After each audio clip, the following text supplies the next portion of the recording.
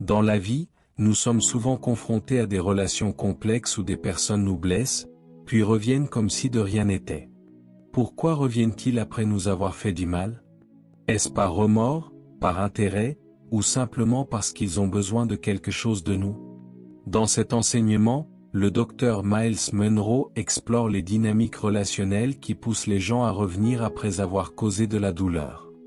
Il nous invite à comprendre les motivations derrière ces comportements et à apprendre à gérer ces situations avec sagesse, discernement et grâce. Ce message nous aide à protéger notre paix intérieure tout en maintenant des limites saines, afin de ne pas répéter les mêmes cycles de blessures. Avant de commencer, abonnez-vous à la chaîne pour ne manquer aucun enseignement inspirant. Surmonter les saisons de crise. Tout le monde dit avec moi, surmonter les saisons de crise. Dites-le fort, non, un peu plus fort, que tout le monde au fond puisse entendre. Dites-le encore, et cette fois-ci, mettez l'accent sur saison. Surmonter, encore une fois, surmonter les saisons de crise. Nous allons nous concentrer sur les clés qui permettent de surmonter les temps de crise, sur la manière de s'élever au-dessus des difficultés. Tout le monde dit, saison de crise. C'est très important, prenez des notes aujourd'hui. Tout le monde dit, saison de crise. Quand les feuilles des arbres changent de couleur, tombent, et que la température se modifie, tout le monde sait qu'une saison arrive. Je veux que vous reteniez ce que vous allez entendre, car cela vous apportera une grande paix. Les saisons ont un avantage. Écrivez ceci, rien n'est permanent, excepté Dieu et ses promesses. Dites-le à haute voix. Dites-le à votre voisin. Tournez-vous vers l'autre côté et dites-le encore. Regardez-moi bien en face, rien n'est permanent, excepté Dieu et ses promesses. Maintenant, dites-le à vous-même, rien n'est permanent, excepté Dieu et ses promesses. Vous feriez mieux de remercier Dieu pour cette vérité. Deuxième point, c'est très important, Dieu a promis que rien n'est permanent. C'est une promesse de Dieu, et c'est une chose essentielle à garder à l'esprit en ce moment. Troisième point, Ecclésiaste chapitre 3, verset 1 déclare, « Il y a un temps pour tout, un temps pour chaque chose sous les cieux. » Dites-le à haute voix avec moi, « Il y a un temps pour tout. » Répétez, « Il y a un temps pour tout. » Encore une fois, il y a un temps pour tout. Dieu dit que tout a une saison. Rien n'est permanent, excepté Dieu et ses promesses. Maintenant, comprenez bien ceci, cette déclaration est une promesse. Dieu vous promet que ce que vous traversez actuellement n'est qu'une saison. Vous devriez l'acclamer pour cela. Mais cette réaction est bien faible si vous compreniez vraiment ce que Dieu dit, vous crieriez de joie. Ce qu'il dit, c'est que peu importe ce qui se passe, cela ne peut pas durer. J'ai entendu Dieu aujourd'hui. Écoutez-moi bien, les saisons ont une puissance. Premièrement, les saisons garantissent le changement. Dites-le encore une fois. Puisque Dieu dit que tout a une saison, cela signifie que peu importe ce que vous vivez, que ce soit agréable ou difficile, cela changera. Deuxièmement, les saisons apportent de l'espoir. Peu importe à quel point l'hiver est froid, l'été finira par arriver. Quand l'hiver arrive, vous ne jetez pas vos vêtements d'été, vous ne vendez pas tous vos maillots de bain, n'est-ce pas? Que faites-vous? Vous les rangez. Pourquoi? Parce que vous savez que la saison changera. Alors, écoutez-moi bien, ne fermez pas votre compte bancaire. Laissez quelque chose. Pourquoi? Parce qu'une nouvelle saison arrive. Beaucoup d'argent est en chemin. Gardez votre compte ouvert, ne l'abandonnez pas. Ce n'est qu'une saison. Ne jetez pas votre espoir. Écrivez ceci, troisièmement, rien ne reste jamais pareil. Dites-le, c'est essentiel. L'été ne dure pas éternellement, l'hiver non plus. L'automne passe, et le printemps aussi. Et Dieu dit qu'il y a une saison pour tout. Le chômage est une saison. Si vous êtes sans emploi aujourd'hui, alors l'emploi est devant vous. Applaudissez pour cela. La parole de Dieu dit que tout a une saison. Autrement dit, si vous perdez un emploi, c'est que la saison de ce travail est terminée. Pourquoi? Parce qu'un meilleur vous attend. Dieu doit vous préparer à cela. Il ferme un chapitre pour en ouvrir un plus grand. Préparez-vous à quelque chose de grand, encore plus grand. Vous devriez louer Dieu pour cette promesse. Écrivez ceci, les saisons sont toujours temporaires. Dites-le, une crise n'est pas une condition permanente. La crise est une perception humaine. Dieu ne connaît pas la crise. Ce n'est qu'une saison. Et la clé de la vie, c'est de survivre à la saison. Dites-le avec moi, la clé de la vie, c'est de tenir bon à travers les saisons. Si vous restez assez longtemps au chaud, l'été finira par arriver. Ce que vous devez faire, c'est vous organiser pour traverser la saison. Elle ne peut pas durer. C'est pourquoi les saisons apportent de l'espoir. On ne se décourage pas de façon permanente dans une saison. En fait, notez bien ceci, les saisons nous motivent à planifier l'avenir. Vous savez quel est le meilleur moment pour acheter des vêtements d'hiver? C'est en été. Pourquoi acheter un manteau en été? Les gens peuvent se moquer de vous, mais ils ne comprennent pas que vous savez que l'été est une saison passagère. Alors, préparez-vous pour la prochaine phase. Les saisons nous incitent à prévoir. Cela ne durera pas, alors préparez-vous pour ce qui arrive. Votre attente doit être fondée sur le fait que les saisons ne durent pas. C'est pourquoi les enfants de Dieu vivent par la foi. Leur foi leur dit, ce que je traverse ne peut pas durer. C'est très important. Ensuite, les saisons sont toujours en mouvement. Dites à votre voisin, ça bouge. Alors, ne bougez pas.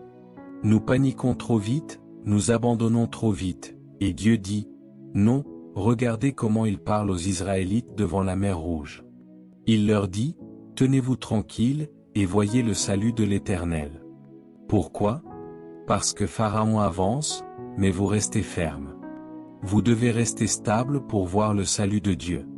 Il ne vous sauvera pas de la tempête, mais à travers la tempête. J'ai parlé récemment à un groupe hôtelier devant plus de 2000 responsables, et je leur ai dit, détendez-vous. Pourquoi? Parce que les ouragans bougent toujours. Le seul problème avec un ouragan, c'est sa vitesse. Si le météorologue annonce qu'il avance à 15 km/h, vous pouvez calculer combien de temps il mettra à passer au-dessus de chez vous. Mais si on annonce qu'il avance à seulement 2 km/h, vous comprenez ce que je veux dire? Cela signifie qu'il va rester plus longtemps. Mais j'ai une bonne nouvelle pour vous, tout ce qui vient, vient pour passer. Nous sommes résistants. Nous sommes plus forts que le vent. Nous sommes bâtis sur le roc. Et vous savez pourquoi on l'appelle le roc des âges? Parce que les âges passent, mais lui reste. Acclamez le Seigneur. C'est pourquoi ils viennent, le rocher des siècles. Il y a eu l'âge de la brisure qui est passé, l'âge de l'abondance qui est passé, l'âge de la soumission qui est passé, l'âge de la confusion qui est passé, l'âge de la crise qui est passé, mais le rocher, lui, est stable. Écrivez ceci, ne réagissez jamais de manière permanente à un problème temporaire. Ne prenez jamais une décision définitive face à une difficulté passagère. Votre vie n'est pas terminée. Alors, ne baissez pas les bras en disant, c'est fini, je n'y arriverai jamais. Vous êtes en train de transformer une situation temporaire en un état permanent. L'hiver arrive, mais allons-nous jeter tous nos vêtements d'été? Ce serait une solution permanente à un problème temporaire. La Bible dit, gardez votre foi. C'est pour cela que nous avons foi en Dieu, car Dieu est stable. Tout le reste change. Tout évolue selon des saisons. Voici un verset que vous devez retenir, Ecclésiaste chapitre 3, verset 4, il y a un temps pour pleurer, c'est une saison, et un temps pour rire, c'est une autre saison. Si vous riez aujourd'hui, ne vous inquiétez pas, il y aura un moment où vous verserez des larmes. Mais lorsque vous pleurez, ne désespérez pas, car le rire reviendra. Dites à votre voisin, tu vas rire à nouveau. Regardez ce qui suit, un temps pour pleurer et un temps pour danser. Ce sont des saisons. Et voici ce qui m'a vraiment marqué. Ecclésiaste chapitre 3, verset 6 dit, un temps pour acquérir, oh oui, l'abondance, mais ensuite un temps pour perdre. Ce sont des saisons. L'évidence de la bénédiction de Dieu ne se mesure pas aux possessions matérielles. Être dans le manque ne signifie pas que vous avez péché. Non, c'est juste une saison. La Bible dit qu'il n'existe aucune épreuve qui ne soit commune à tous les hommes, et elle ajoute que l'épreuve de notre foi produit la patience. Dieu permet ces saisons pour tester notre foi. La foi signifie simplement croire. Croyez-vous en Dieu quand vous n'avez rien? Il vous laissera peut-être sans rien un moment pour voir si vous croyez vraiment. Il y a un temps pour acquérir et un temps pour perdre. C'est ce que dit la Bible. Certains se demandent, ai-je péché? Pourquoi est-ce que je traverse cela? Non, c'est qu'une saison difficile. Et la Bible dit, gardez votre foi dans cette saison. Vous devez vivre par la foi, et non par votre argent ou vos richesses. Quel genre de foi avons-nous? Nous avons la foi pour recevoir, mais avons-nous la foi pour perdre? Regardez la fin du verset, un temps pour garder et un temps pour rejeter. Cela s'applique à tant de choses. Quels amis gardez-vous en ce moment? Il viendra un temps où vous devrez vous séparer de certaines personnes qui vous tirent vers le bas. Certains vous ont accompagné dans votre crise, mais ils ne viendront pas avec vous dans votre élévation. Vous devez sortir de ces environnements et garder une bonne attitude. Vous devrez peut-être changer d'amis. Un temps pour garder et un temps pour rejeter. Peut-être avez-vous une propriété que vous gardez depuis des années, mais Dieu vous dit, vends-la maintenant, et plus tard, tu en auras une plus grande. Ce sont des saisons. Voici ce qui m'a bouleversé, Genèse chapitre 8, verset 22. Dieu parle et dit, tant que la terre subsistera, la semence et la moisson, le froid et la chaleur, l'été et l'hiver, le jour et la nuit ne cesseront jamais. C'est une loi divine. Certains d'entre vous traversent une nuit en ce moment. Dieu dit, c'est normal, mais après chaque nuit vient le jour. Certains vivent un été où tout va bien, mais l'hiver viendra aussi. Cela durera tant que la terre existe. Les enfants du royaume ne s'inquiètent pas, car ils savent que les saisons passent. Ils restent fermes parce qu'ils sont ancrés sur le rocher. Peu importe ce que disent les autres ou l'état du monde, nous ne sommes pas troublés, car notre foi est stable. Regardez Ézéchiel chapitre 34, verset 26. Je ferai tomber la pluie en son temps, ce sera une pluie de bénédiction. Les bénédictions viennent par saison. Quand elles arrivent, sachez que ce n'est pas un état permanent. Votre foi est-elle encore en Dieu quand la pluie s'arrête? Quand j'ai lu ce verset pour la première fois, j'étais un jeune adolescent. Mon père, qui est ici aujourd'hui, nous a appris à lire la Bible. Un des premiers chapitres qu'il nous a fait mémoriser, c'était Psaume chapitre 1, Heureux l'homme qui ne marche pas selon le conseil des méchants, qui ne s'arrête pas sur la voie des pécheurs, et qui ne s'assied pas en compagnie des moqueurs, mais qui trouve son plaisir dans la loi de l'Éternel, et la médite jour et nuit. Et ensuite, il dit, il est comme un arbre planté près d'un courant d'eau, qui donne son fruit en sa saison. Il y a une saison où il n'y a pas de fruits. Vous travaillez dur, mais vous ne voyez pas encore les résultats. C'est juste une saison. Son feuillage ne se flétrit point, et tout ce qu'il fait réussit. Les feuilles ne sont pas le fruit, mais elles montrent que l'arbre est en vie. Votre foi est toujours enracinée, même quand il n'y a pas encore de fruit. Mais le fruit viendra en sa saison. Levez les mains et déclarez, je suis un arbre planté près des eaux. J'apporterai du fruit en sa saison. Mon feuillage ne se flétrira pas, et tout ce que je ferai prospérera. Dieu vous bénit en saison. Écrivez ceci, une crise est un événement sur lequel nous n'avons aucun contrôle. Nous n'avons aucun contrôle sur ce qui se passe dans le monde en ce moment. Je parle du fait que personne n'a le contrôle. Toutes les nations du G7 l'ont reconnu, et même le G20. Oui, ils se sont réunis à Washington, mais ils ne savent toujours pas quoi faire. Pourquoi? Parce qu'il se passe quelque chose que personne ne contrôle. C'est pour cela qu'on appelle cela une crise. Une crise, c'est tout événement que vous ne pouvez pas contrôler ou que vous n'avez pas causé. Donc, à ceux d'entre vous qui ont perdu leur emploi, ne blâmez personne, car personne ne peut l'expliquer. N'essayez pas de trouver quelqu'un à attaquer en disant que c'est la faute de la direction ou de l'entreprise. Cela n'a rien à voir avec eux. Tout le monde est victime de ce qu'on appelle une crise. Qu'est-ce qu'une crise? Dites-le à haute voix, qu'est-ce qu'une crise? C'est un événement sur lequel vous n'avez aucun contrôle. Voici maintenant la deuxième déclaration, elle est importante. nous avons toujours le contrôle de nos pensées. Nous pouvons donc adopter une nouvelle perspective sur ce qui se passe, même si nous ne le comprenons pas. Nous pouvons l'interpréter, et c'est pourquoi cet enseignement est si important. Vous pouvez regarder la situation et dire, peu importe ce que c'est, cela ne peut pas durer. Pourquoi? Parce que, selon la perspective du royaume, ce n'est qu'une saison. Vous pouvez garder espoir en plein hiver parce que vous êtes convaincu que l'été arrive. C'est ce qui permet à votre esprit de rester en paix. Savez-vous ce qui pousse les gens au suicide? C'est lorsqu'ils croient que la saison est permanente. Le suicide est une solution permanente à un problème temporaire. Ne baissez pas les bras. Ne désespérez pas. Ne soyez pas anxieux pour quoi que ce soit. La Bible dit, pourquoi? Parce que tout est saisonnier. Troisièmement, les crises ont toujours été une source de croissance et de développement. C'est le moment où vous êtes destiné à grandir et à évoluer. Vous ne changez jamais tant que vous n'en avez pas besoin. Avez-vous remarqué cela? Quelqu'un peut fumer pendant des années, et un jour, le médecin lui dit, vous avez 3 semaines à vivre si vous ne stoppez pas immédiatement. Tout à coup, il arrête de fumer. Il essayait d'arrêter depuis des années, mais là, en 3 semaines, il y arrive. Un autre entend, vos artères sont bouchées. Si vous ne cessez pas de manger du chezésékak et des plats trop riches, vous serez mort dans 3 semaines. Tout à coup, il change son alimentation et commence à manger des carottes.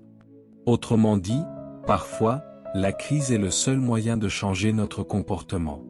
Dites à votre voisin, prépare-toi à changer. Nous traversons une période dans le monde où Dieu va provoquer un développement massif. Vous savez, c'est comme les ouragans. Les ouragans sont un moyen que Dieu utilise pour nettoyer un pays. Ces vieux arbres qui ont l'air solides, mais qui sont pourris à l'intérieur, l'ouragan passe et les déracine. Quand vous regardez après l'ouragan, tout semble détruit, mais si vous restez un peu, après quelques mois, vous verrez de nouveaux arbres pousser, de nouvelles fleurs, de nouveaux oiseaux. Pourquoi? Parce qu'un ouragan élimine tout ce qui est faux, tout ce qui fait semblant, y compris les maisons mal construites. Oh, parlons-en. Un ouragan révèle ceux qui violent les codes du bâtiment. Quelqu'un peut avoir une belle maison en apparence, mais si elle n'est pas bien construite, elle sera balayée. De la même manière, certaines personnes marchent fièrement en disant « Gloire à Dieu », mais quand la crise arrive, elles révèlent leur véritable nature. Elles commencent à douter « Mais où est Dieu? Comment vais-je m'en sortir ?» Dites à votre voisin « Réjouis-toi dans la fournaise ». Dites-le fort « Réjouis-toi dans la fournaise ». Criez-le encore « Réjouis-toi dans la fournaise ». Écoutez, vous ne devez pas attendre d'être sorti pour louer Dieu. Les crises forcent toujours le développement. Quatrièmement, les crises créent des opportunités pour l'innovation. Vous devrez inventer de nouvelles manières de résoudre de vieux problèmes. Quand une crise survient, c'est exactement ce qui se passe. En ce moment, à Washington, la semaine dernière, 20 chefs d'État se sont réunis avec le président Bush. Savez-vous ce qu'ils faisaient? Exactement ce que je viens de dire, ils cherchaient de nouvelles solutions pour faire face à une situation inédite. Ils doivent inventer un nouveau système économique. Pourquoi? Parce que la crise ébranle les fondations de ce que l'on croyait solide. Cela signifie que vous devez trouver de nouvelles façons de prospérer. Obama a dit, « Je suis heureux de cette crise. » Pourquoi? Parce que notre pays ne se diversifierait jamais tant que le tourisme fonctionne. Ne soyez pas en colère contre moi, mais regardez notre océan. Nous avons des ressources incroyables, et pourtant, nous ne les exploitons pas. Si nous ne développons pas nos propres ressources, quelqu'un d'autre viendra le faire à notre place. Savez-vous qu'une entreprise étrangère peut venir ici avec des milliards de dollars, vous construire un stade, et vous distraire, alors qu'en réalité, elle convoite vos ressources naturelles? Réfléchissez Y. Pendant que nous nous endormons, d'autres planifient leur avenir. Les crises nécessitent de la créativité. Quand le dirigeant de votre pays parle pendant 1 heure et ne dit rien, nous avons besoin de nouveaux penseurs créatifs. Vous me regardez bizarrement? J'habite ici, j'observe tout cela. Il est temps de proposer quelque chose de nouveau. Le roi des oiseaux, c'est l'aigle. L'aigle a une envergure de 7 pieds lorsqu'il est adulte, mais quand il est petit, il naît dans un nid confortable. Savez-vous comment un aigle apprend à voler? Le mâle prend le petit sur son aile, vole à 5 km dans les airs, puis referme ses ailes. À ce moment-là, l'aiglon a 2 choix, voler ou mourir. Dites-le encore, voler ou mourir. Regardez votre voisin et dites-lui, tu ferais mieux d'apprendre à voler, sinon tu vas tomber. Autrement dit, Dieu referme parfois ses ailes sur une nation, une entreprise ou une personne. Vous avez alors 2 choix, innover et voler, ou sombrer. Alors, trouvez une nouvelle manière de battre des ailes. Dieu a un moyen de nous rendre créatifs. Écrivez ceci, les Japonais, pourquoi les Asiatiques réussissent-ils toujours où qu'ils aillent? Je n'arrivais pas à y croire. Vous savez, à Brownsville, au milieu du ghetto, il y avait un magasin, et nous devions aller acheter du riz et du saindoux. Vous vous souvenez du saindoux? Oui, ils le vendaient en bloc, enveloppé dans du papier blanc. Je me demande encore comment je suis toujours en vie aujourd'hui, avec tout ce saindoux accumulé dans mes poumons. Mais ces Chinois, installés en plein ghetto, prospèrent toujours. Savez-vous pourquoi un Asiatique réussit toujours? Parce qu'en chinois et en japonais, il n'y a pas de mot pour crise. Ce mot n'existe même pas dans leur vocabulaire. En fait, le mot utilisé pour crise en japonais et en chinois signifie opportunité. Dites-le, opportunité. Dites-le encore, quand une maison brûle, ils disent « Oh, grande opportunité ». Quand une catastrophe survient, ils ne paniquent pas. Ils disent « Mon Dieu, un problème ?» Non, une opportunité. Quand la bombe a été larguée sur Hiroshima pendant la Seconde Guerre mondiale, elle a rasé la ville en un instant, détruisant des centaines de milliers de vies. Tout était réduit en poussière. Mais les Japonais ont dit « Opportunité, opportunité ». Et ils sont sortis des décombres pour devenir les premiers exportateurs de voitures Toyota, Mitsubishi, de motos Suzuki, et ils vous vendent la radio, la télévision et les CD. L'Amérique a fini par en avoir peur. L'Amérique leur a dit, arrêtez d'exporter vers nous, vous déséquilibrez notre balance commerciale. Regardez les nouvelles, le Japon est une île. Quand j'y suis allé, j'étais stupéfait. Comment une si petite île peut-elle dominer le monde de l'automobile? Pendant ce temps, nous mendions un peu d'argent, comme si nous étions des mendiants sur nos propres îles. Voyez-vous, de leur crise est née la créativité. Désormais, voici mon commandement, à partir d'aujourd'hui, à chaque personne que vous croiserez dans les couloirs, sur le parking, toute la semaine prochaine, quand quelqu'un vous demandera « Comment ça va ?», vous répondrez « Opportunité, opportunité ». Si on vous dit « Nous devons vous licencier », répondez « Opportunité, opportunité ». Je vais créer ma propre entreprise. Je vais créer ma propre entreprise. C'est pour cela que les Chinois ne travaillent pour personne. Chaque problème qu'ils voient est une opportunité. Les Chinois savent que les Noirs aiment la graisse. Oui, je peux en parler. Alors, ils mettent de la graisse dans leur riz, de la graisse dans leur poulet, et vous revenez toujours en redemander. Ils installent leur restaurant en plein cœur des ghettos, opportunité, opportunité. Et vous, vous êtes là sans ouvrir votre propre restaurant. Le riz ne se périme pas vite, mais ils savent comment vous le vendre encore et encore. Regardez votre voisin et dites, opportunité. C'est ce que je veux que vous répétiez pour le reste de l'année. Tout le monde peut dire, opportunité. Peu importe la situation, dites, opportunité, car nous sommes un peuple du royaume. Nous voyons des solutions dans chaque problème. Les Bahamas, l'Afrique, l'Amérique du Sud, Haïti, nous ne sommes pas en train de sombrer, nous nous élevons. Si vous y croyez, dites, Alléluia. C'est le moment de s'élever. Quand tout le monde voit une crise, savez-vous que dans la pensée japonaise, il n'existe pas de véritable crise. Peu importe comment vous nommez une chose, c'est ce qu'elle devient. Notez bien cela, tout dépend de votre perspective. Si vous appelez cela une opportunité, alors vous commencerez à en tirer profit. Pour un Japonais, chaque problème est une entreprise potentielle. C'est le moment pour vous qui avez été libérés d'un emploi d'agir. Laissez-moi le répéter, c'est le moment pour ceux qui ont été libérés de leur cage de partir à la chasse aux problèmes. Pourquoi? Parce que chaque problème est une opportunité d'affaires. J'ai demandé au Seigneur aujourd'hui, comment veux-tu que je conclue ce message? Il m'a dit de faire quelque chose de précis, et je vais vous le montrer dans quelques instants. Notez bien les effets de la crise.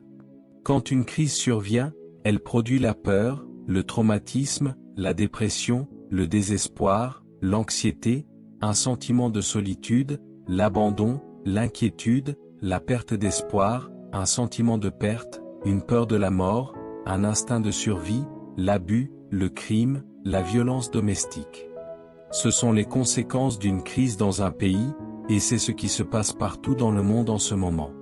Cette liste décrit ce que vivent les gens, sauf vous, parce que vous ne dépendez pas du système du monde.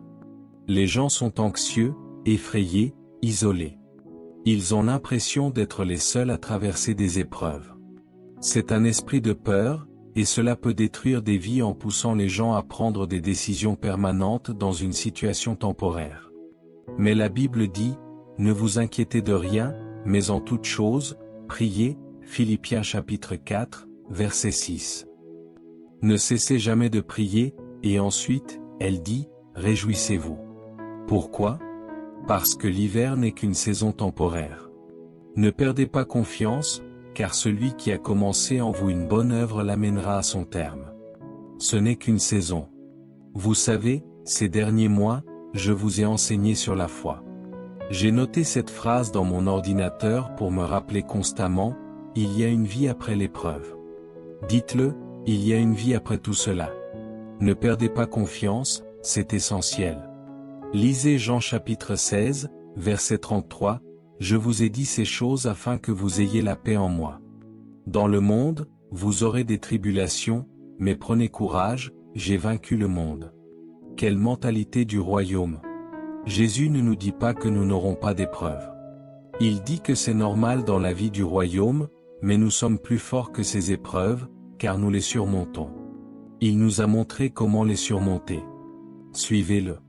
Regardez le prochain verset, 1 Jean chapitre 5, verset 4, « Et voici la victoire qui a vaincu le monde, notre foi. Qui est celui qui vainc le monde, sinon celui qui croit que Jésus-Christ est le Fils de Dieu? Il dit que vous vainquez par votre foi. Vous ne faiblissez pas cette foi. C'est croire dans l'obscurité ce qu'il vous a dit dans la lumière. Puis-je le répéter? Veuillez prendre le CD. La foi, c'est croire dans l'obscurité ce qu'il vous a dit dans la lumière. Vous croyez en hiver que l'été arrive. C'est cela la foi. Par conséquent, vous ne désespérez pas au milieu de l'hiver, car vous savez qu'il a promis que l'été viendrait. Ce n'est qu'une saison. C'est ainsi que vous vainquez le monde. Remarquez ce que Jésus a dit dans Jean, il a dit qu'il y aura beaucoup de tribulations. Les tribulations sont toujours en mouvement. Elles sont temporaires. Elles sont saisonnières. Il dit donc que vous les vainquez par votre croyance, votre foi. Je vais m'en sortir. Cela ne peut pas durer. Et je pensais aux personnes qui divorcent. S'il vous plaît, ne le prenez pas personnellement, sauf si cela vous concerne. Mais parfois, les gens divorcent trop rapidement parce qu'ils oublient que les conjoints traversent parfois des périodes de folie temporaire. Je suis sérieux à ce sujet. Certaines personnes font des choses insensées temporairement, et si vous prenez une décision permanente sur une expérience temporaire, vous risquez de tout perdre. Supposez que ma femme m'ait divorcé il y a 20 ans. Elle aurait divorcé d'un homme qui est aujourd'hui un auteur à succès. Parlez-moi en fait. Si vous êtes marié, je veux que vous disiez à votre conjoint maintenant, « Habitue-toi à moi, car je ne vais nulle part astérisque. » Juste au cas où il deviendrait multimillionnaire, vous ne savez jamais ce que l'avenir réserve à une personne. Vous ne savez jamais avec qui vous vivez. Les gens traversent des saisons d'instabilité. Cette femme peut faire des choses insensées. Je vais m'arrêter là. Ne partez pas. Elle est temporairement insensée. Cet homme est perdu maintenant. Je sais qu'il y a des situations vraiment difficiles. Parfois, ce n'est pas juste une saison. Parfois, c'est un esprit démoniaque. Parfois, vous devez les laisser partir. Mais il y a beaucoup de cas où vous devez comprendre que renoncer au confort temporaire est essentiel si vous voulez avancer rapidement. Vous devez parfois renoncer au confort immédiat. La Bible dit qu'il y a un temps pour rassembler et un temps pour disperser. Certaines personnes sont tellement instables qu'elles ont dépassé les limites. Vous devez les laisser partir. S'ils veulent vous blesser physiquement, partez. Partez. Partez. S'ils ne veulent pas changer, partez. Partez. Partez. Permettez-moi de vous donner un peu de sagesse. Quand j'étais adolescent, j'ai lu quelque chose qui m'a marqué. Cela disait, Dieu aime le monde. Puis cela disait, l'amour de Dieu est longanime. Et cela m'a frappé. Il n'est pas écrit que l'amour de Dieu est éternellement souffrant, mais qu'il est longanime. Souffrir signifie permettre. En d'autres termes, il y a un moment où la patience arrive à sa fin. Alors, partez. Partez. Partez. Vous me suivez? Oui, il y a des gens à qui vous pouvez donner une longue corde. Vous pouvez tolérer certaines choses pendant un temps, mais il arrive un moment où même l'amour de Dieu atteint sa limite, et alors vient le jugement. C'est pourquoi vous serez jugés.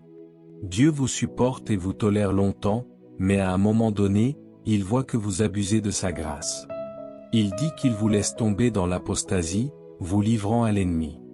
Mais certaines choses sont saisonnières. Alors, ne renoncez pas à cause d'une saison. Écrivez ceci, c'est très important. Le mot monde est le mot cosmos en grec. Jésus a utilisé ce mot, et il signifie système de gouvernance. Il signifie aussi pouvoir personnel de contrôle et système d'influence. En d'autres termes, les économies du monde, les gouvernements du monde. Il dit que vous avez vaincu le système. Actuellement, le système ne fonctionne pas bien. Oui, les banques s'effondrent, les compagnies d'assurance font faillite, les prix du pétrole fluctuent, l'économie devient folle, les entreprises réduisent leurs effectifs, certaines ferment complètement. Le système ne fonctionne pas. Mais il dit, j'ai vaincu le cosmos. Alors, comment surmonter cela? Il dit, vous le surmontez par votre foi. Vous surmontez le système. Nos gouvernements sont simplement des systèmes.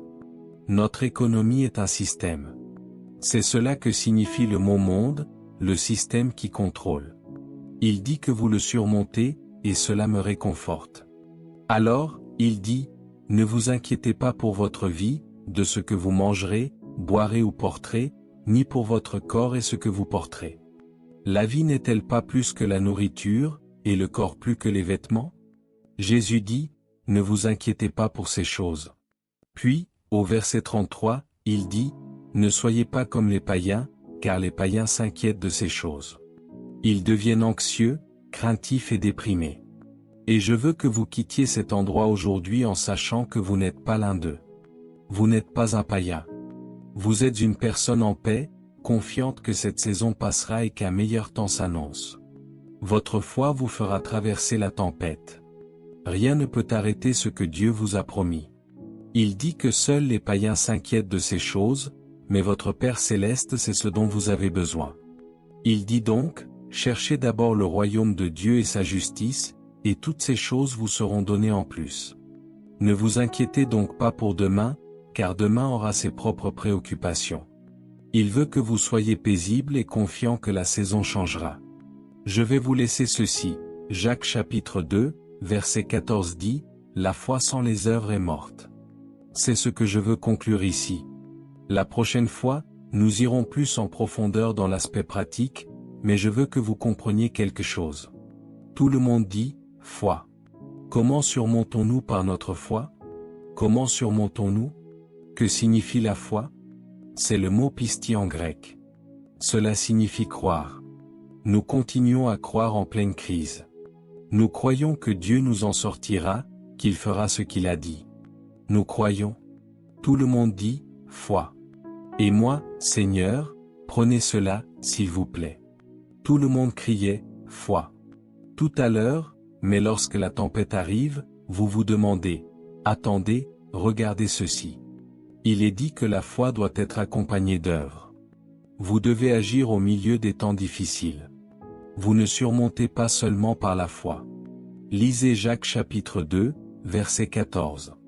Lisez bien, que sert-il, mes frères, que quelqu'un dise « j'ai la foi » s'il n'a pas les œuvres? Cette foi peut-elle le sauver? Dans la crise, non. Regardez le verset suivant. Ainsi aussi la foi, si elle n'a pas les œuvres, est morte en elle-même. De toute façon, il est temps d'agir.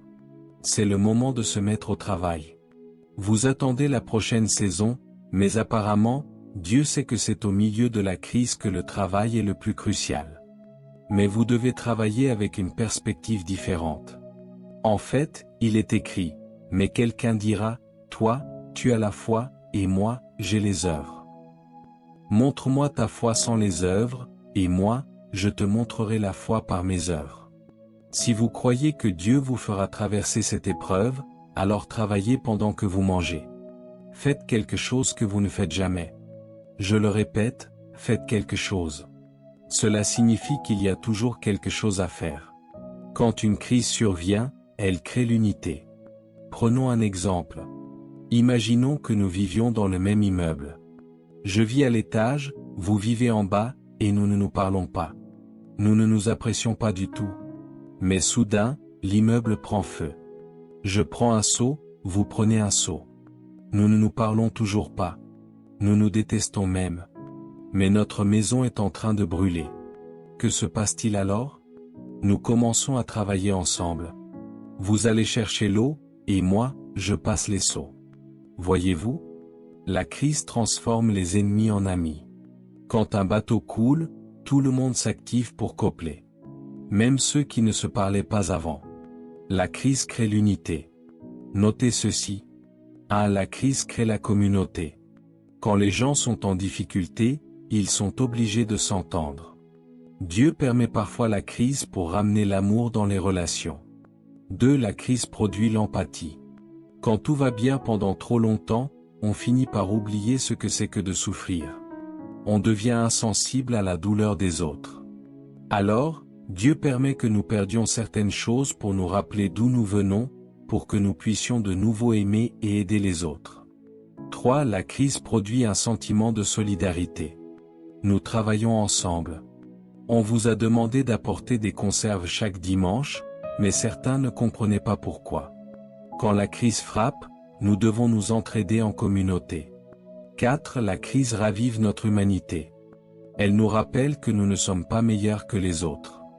Vous étiez fiers de votre belle voiture, et maintenant, vous l'avez perdue. Votre maison est en saisie, et vous retournez vivre en appartement.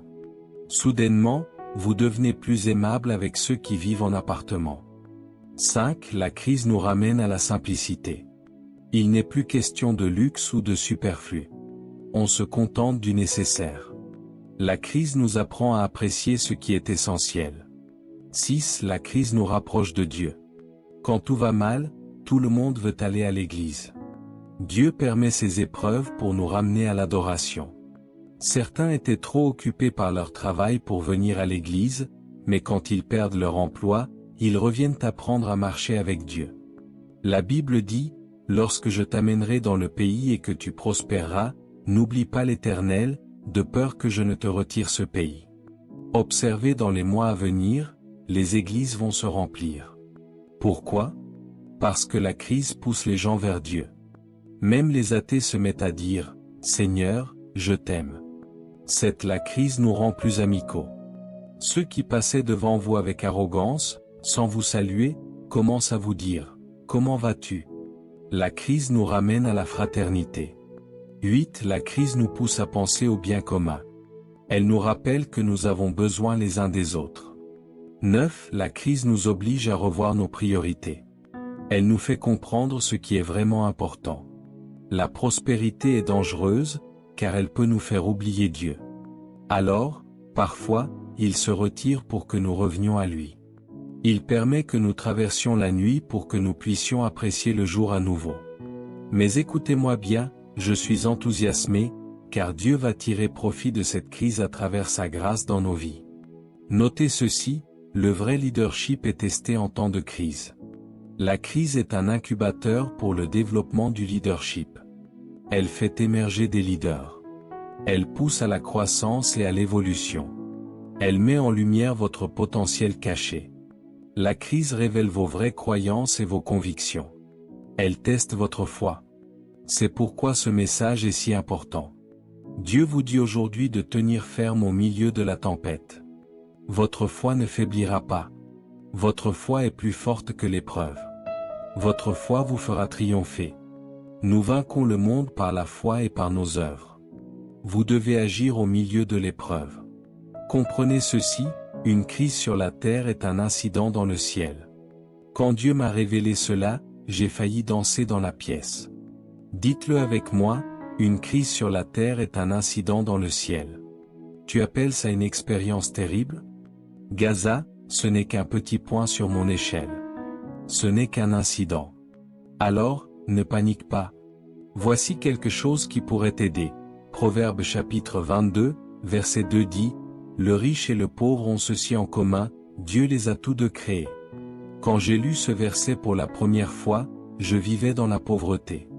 Mon père te dirait que nous vivions dans un endroit où nous ne savions même pas que nous étions pauvres, parce que tout le monde autour de nous vivait de la même manière. Mais en lisant ce verset, j'ai été en colère contre Dieu. J'ai presque blasphémé, parce que j'étais jeune, et que ce verset disait que Dieu avait créé à la fois les riches et les pauvres.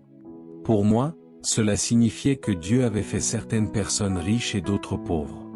Le problème, c'est que j'étais du mauvais côté. Alors, j'ai été frustré qu'il ne m'ait pas fait riche. Puis, j'ai lu la suite du verset, « Le riche et le pauvre ont ceci en commun, Dieu les a tous deux créés, et il leur a donné la vue. » Quand j'ai étudié ce passage en profondeur dans l'hébreu original, j'ai compris quelque chose d'incroyable. Dieu crée les gens, mais certains deviennent riches, et d'autres deviennent pauvres, en fonction de leur vision. Je vais le répéter, Dieu crée des êtres humains, et certains deviennent riches, d'autres pauvres, selon leur perception de la vie. La pauvreté est le produit de la façon dont on perçoit la vie, tout comme la richesse. Je me souviens d'une histoire vraie de deux jeunes étudiants de l'Université de Californie du Sud. Un été, ils ont décidé de partir en voyage en Inde. Ils ont économisé de l'argent, pris leur sac à dos, et sont partis explorer Bombay et Calcutta en train. Là-bas, ils ont été confrontés à une pauvreté extrême. Des millions de personnes dormaient dans les rues, vivant sous des cartons, sous des ponts, sans vêtements, sans chaussures. Un matin, dans leur auberge, l'un d'eux a ouvert la fenêtre et a vu une mer de gens pieds nus, vivant dans la misère. Bouleversé, il s'est mis à pleurer et a dit, « Regarde ces pauvres gens, ils n'ont même pas de chaussures. » Son ami, en voyant la même scène, a répondu, « Waouh, quelle opportunité pour un commerce de chaussures. » Ils sont retournés aux États-Unis, et l'un des deux n'a pas pu se sortir cette image de la tête. Pendant les cours, il a commencé à dessiner des croquis de chaussures. L'idée l'a tellement obsédé qu'il a décidé d'abandonner l'université pour développer son projet. Son ami lui a dit qu'il était fou et qu'il ferait mieux de terminer ses études et de trouver un emploi stable. Mais il a répondu, « Non, je vois une opportunité. » Il a fait concevoir un prototype de chaussures en plastique qui coûtait seulement 15 centimes à produire. Il a alors cherché des investisseurs et leur a dit, « J'ai un marché immense. Des millions de personnes ont besoin de chaussures en Inde. Nous pouvons vendre ces chaussures à 50 centimes et créer une entreprise prospère. » En un an, il produisait déjà plus de 3 millions de chaussures, les expédiant en Inde et les vendant à 55 centimes. Il est devenu multimillionnaire sans jamais retourner à l'université. Un an plus tard, son ami, qui avait terminé ses études, est venu travailler pour lui en tant que comptable pour gérer son argent. Cet homme s'appelait Tom Mann, et aujourd'hui, sa marque de chaussures est présente dans tous les grands centres commerciaux des États-Unis. Voici la leçon clé, les deux ont vu la même chose, mais l'un est devenu riche, tandis que l'autre est devenu employé. L'un a vu des pieds nus, l'autre a vu une opportunité de business. C'est le bon moment pour analyser ton environnement. Que tu sois aux Bahamas, en Amérique, en Angleterre ou ailleurs, Demande à Dieu de t'ouvrir les yeux sur les opportunités. Il n'y a jamais de période sans affaires. Note ceci, ce qui est derrière nous et ce qui est devant nous sont de petites choses comparées à ce qui est en nous. Tu portes quelque chose d'extraordinaire en toi. C'est une idée de Dieu, plus grande que tout ce qu'une éducation peut apporter. Étudie ton environnement et réalise qu'il n'existe pas de crise, seulement des opportunités. Cet homme a vu des pieds nus et a créé un empire. Ne reste pas assis à attendre un emploi. Crée ton propre emploi. Ne compte pas sur le gouvernement pour te donner du travail. Sois celui qui crée des opportunités. Arrête de chercher un job et commence à regarder autour de toi avec une nouvelle perspective. Hier, j'ai eu une révélation forte de la part de Dieu, les besoins humains ne changent jamais. Peu importe les circonstances, les gens auront toujours besoin d'eau, de nourriture, de vêtements, de sécurité et de protection. Peu importe l'état de l'économie, il y aura toujours des domaines qui prospèrent. Le médical, le conseil et les pompes funèbres. Ainsi, au lieu de voir la crise, ouvre les yeux et vois les opportunités.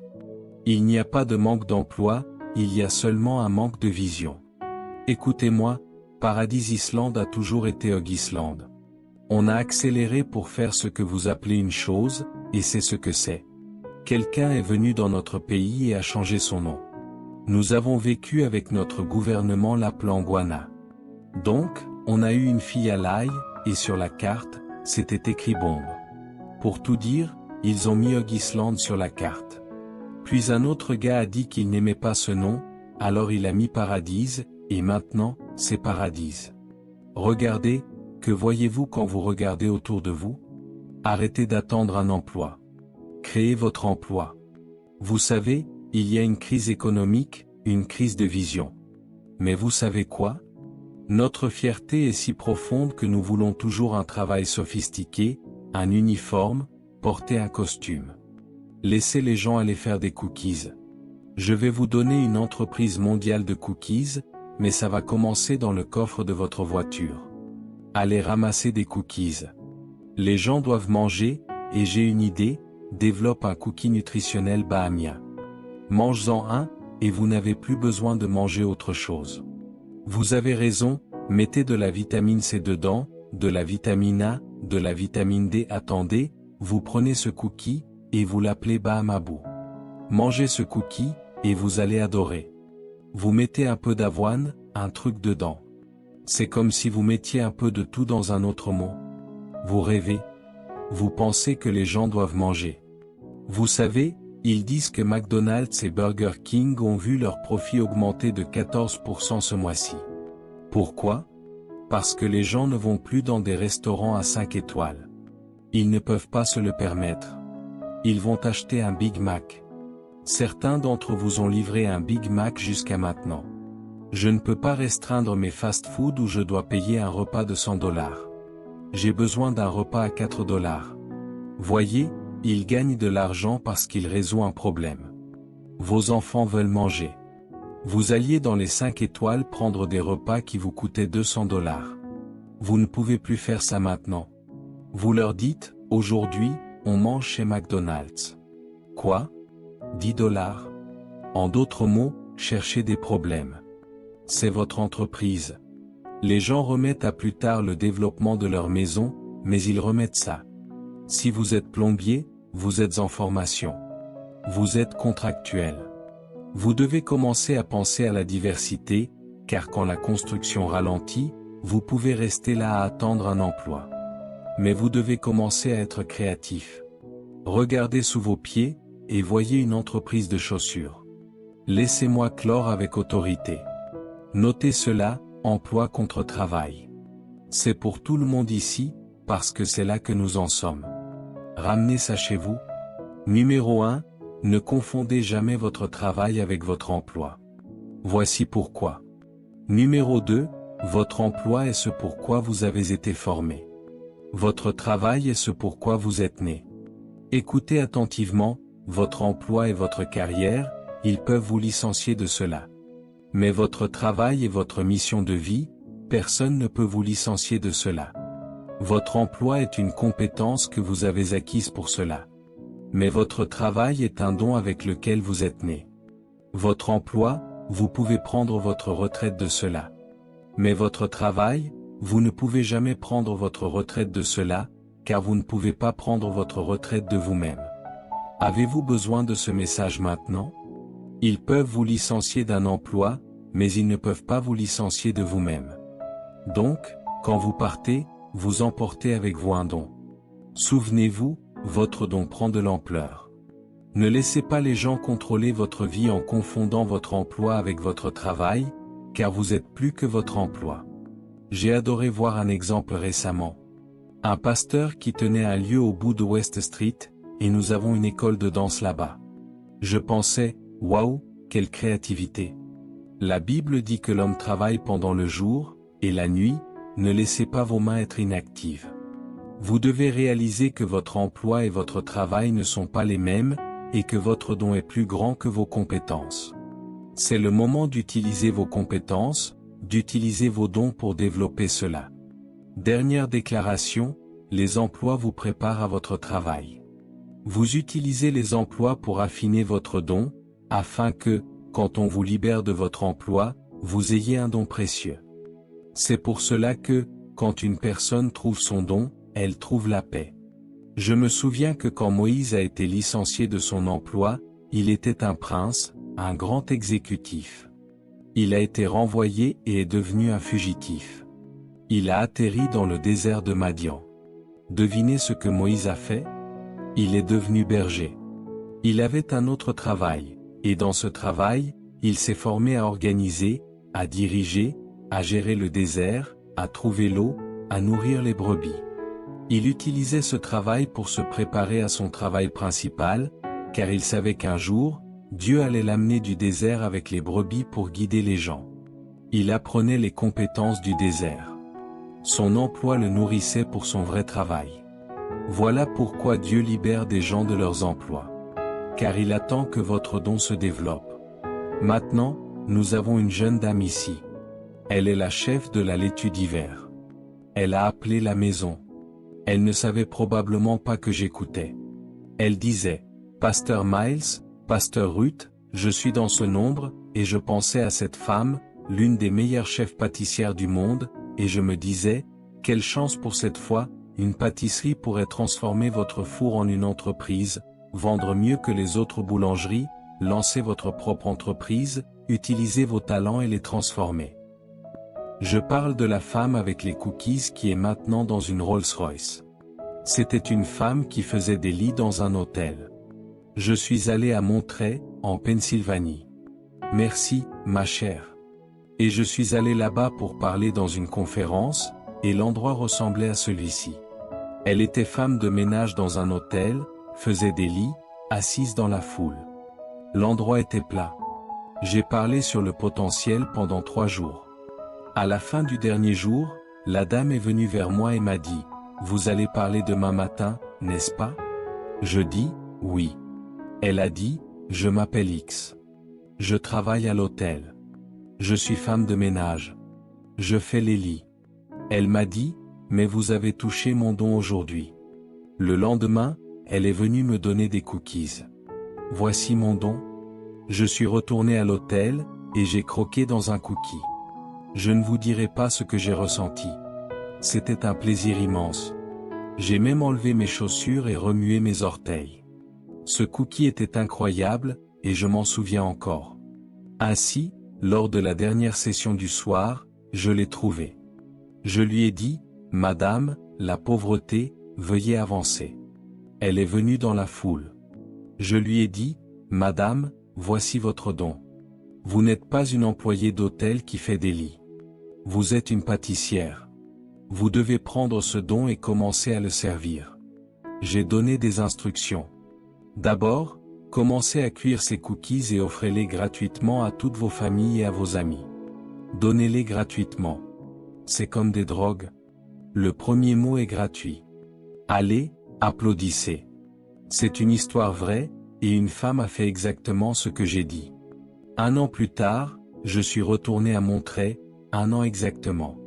Quand je suis arrivé en voiture, les agents de sécurité m'ont laissé entrer, et tout le monde voulait me serrer la main.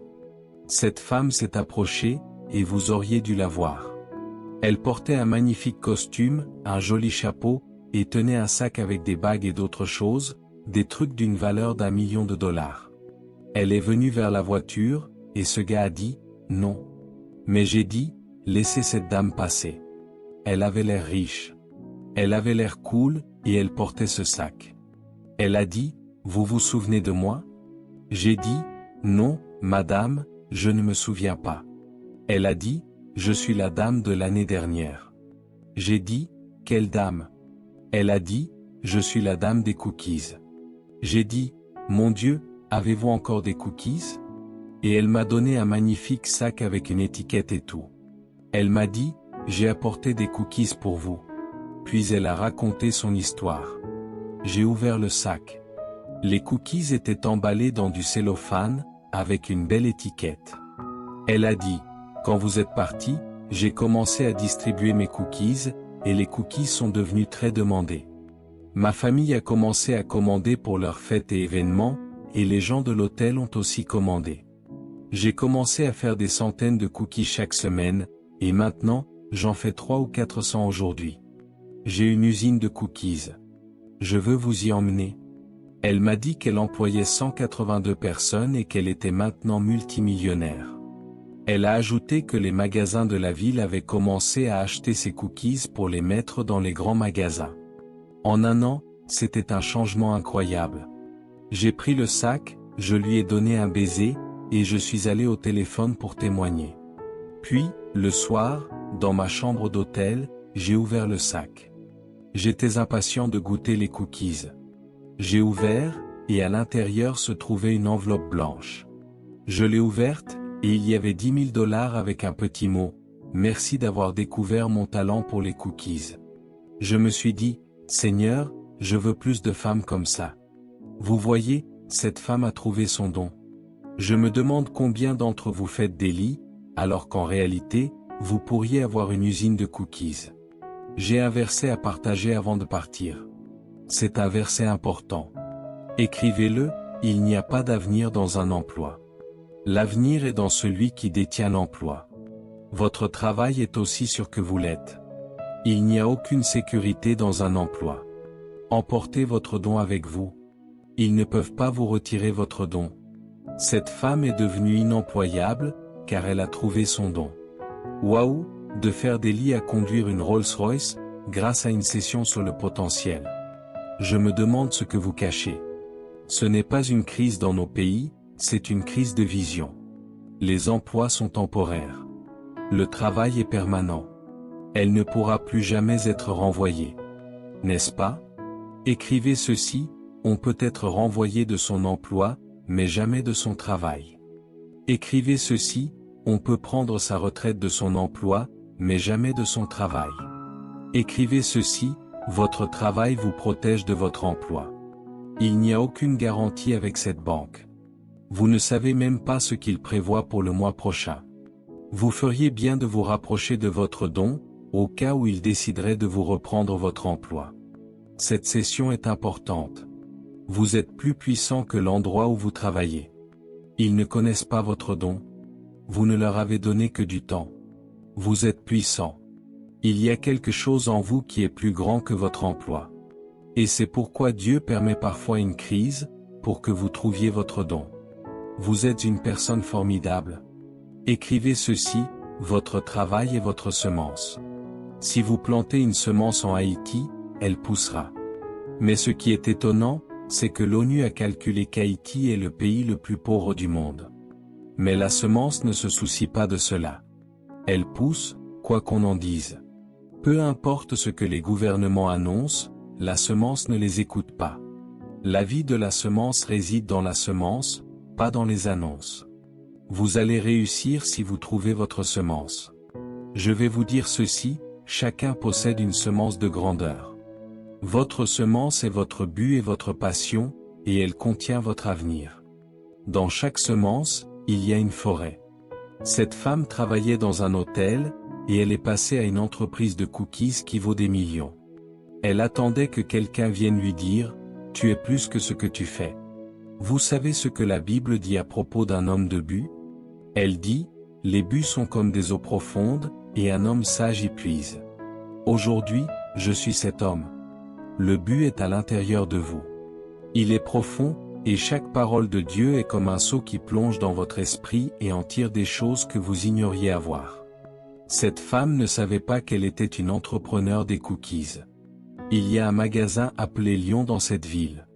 Chaque fois que j'y vais, je vois ces cookies sur les étagères, et à chaque fois qu'elle me voit, elle me donne un chèque. C'est pour ça que je continue de lui rendre visite. Pourquoi? Parce que la Bible dit qu'on doit faire du bien à ceux qui nous nourrissent. Elle est devenue une donneuse, pas une mendiante, grâce à une semence. Écrivez ceci. Astérisque votre semence détermine vos talents naturels, et le monde l'attend. Vous êtes né pour faire quelque chose dont le monde a besoin. Ce n'est pas une question d'économie. Le monde a besoin de ce que vous avez, et notre pays doit se libérer de cet esprit de l'industrie unique. Nous sommes remplis de semences incroyables. Applaudissez.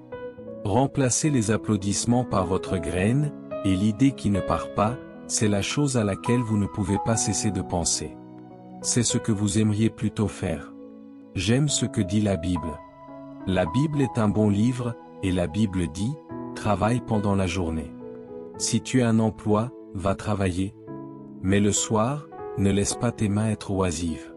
Fais ton travail le jour, et fais le travail que Dieu t'a enseigné la nuit, parce que tu ne sais pas lequel prospérera, celui-ci ou celui-là.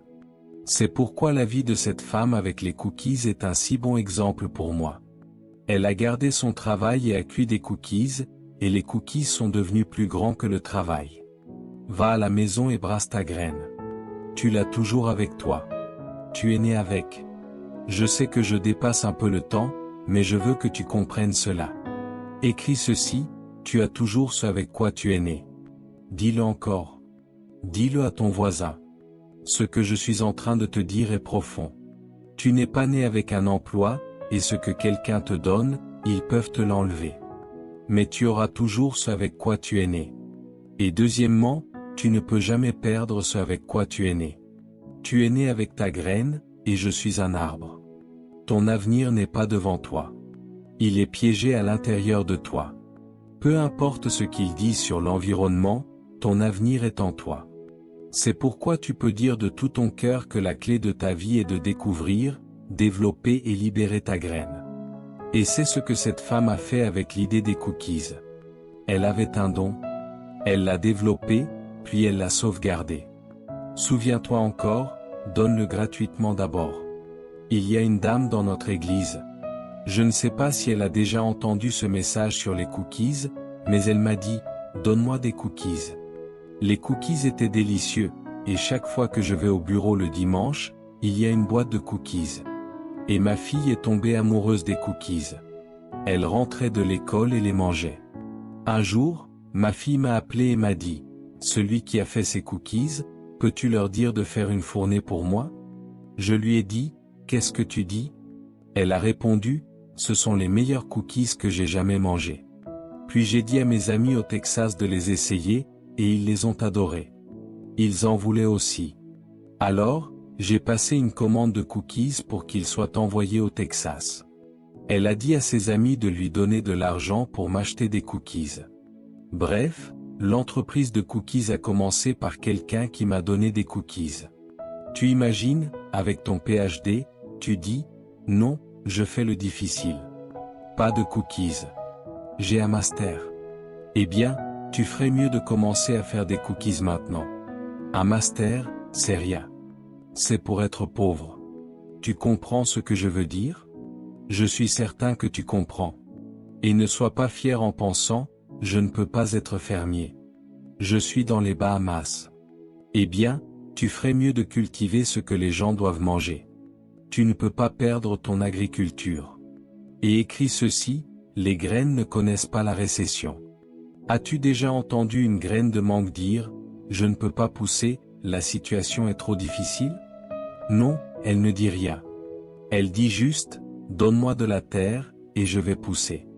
Prions ensemble.